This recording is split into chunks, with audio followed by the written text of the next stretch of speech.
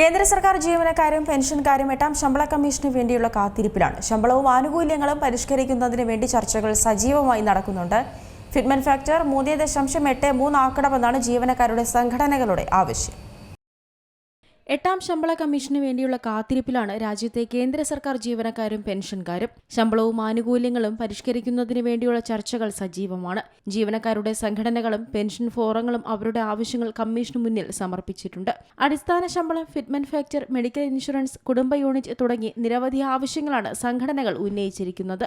ഇതിൽ അടിസ്ഥാന ശമ്പളത്തിന്റെ വർധനവാണ് ഏറ്റവും പ്രധാനപ്പെട്ടത്. നിലവിൽ 18,000 രൂപയാണ് കേന്ദ്ര സർക്കാർ ജീവനക്കാരുടെ അടിസ്ഥാന ശമ്പളം. ഇത് പ്രതിമാസം 69,000 രൂപയായി ഉയർത്തണമെന്നാണ് ജീവനക്കാരുടെ ആവശ്യം. National Council of Joint Consultative Machinery ഉൾപ്പെടെയുള്ള സംഘടനകളാണ് അടിസ്ഥാന ശമ്പളം ഇത്രയും വർദ്ധിപ്പിക്കണമെന്ന ആവശ്യവുമായി രംഗത്ത് വന്നിരിക്കുന്നത്. വർദ്ധിച്ചുവരുന്ന ജീവിത ചെലവുകൾ ചൂണ്ടിക്കാട്ടിയാണ് ആവശ്യം ഉന്നയിച്ചിട്ടുള്ളത്.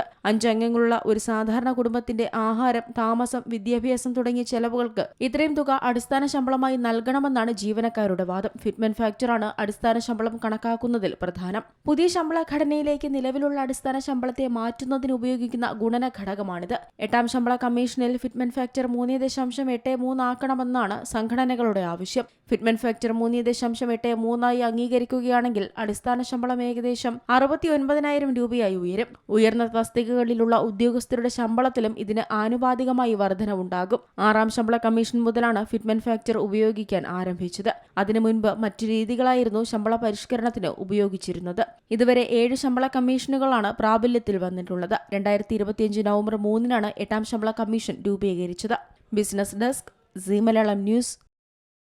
ഏറ്റവും പുതിയ വാർത്തകളും വിശേഷങ്ങളും വിരൽത്തുമ്പിലറിയാൻ സീ മലയാളം ന്യൂസ് എല്ലാ ഡിജിറ്റൽ പ്ലാറ്റ്ഫോമുകളിലും ലഭ്യം.